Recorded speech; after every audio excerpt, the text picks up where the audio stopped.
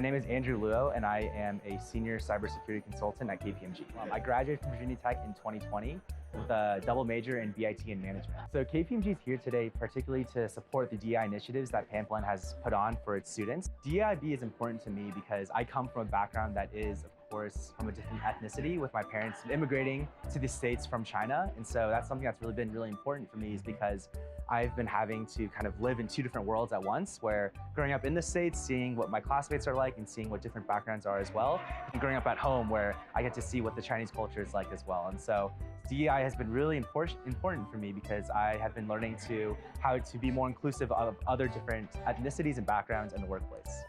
Pamplin's mission is to really prepare students for successful careers, and a vital part in a successful career is understanding the importance of diversity and equity and inclusion.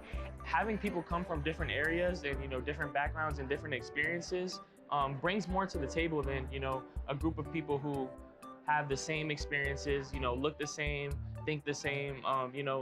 The team that is more diverse is statistically proven to outperform the team that's not as diverse. Just so wonderful to see people coming along and celebrating each other. That is why DEIB is very, very important for me.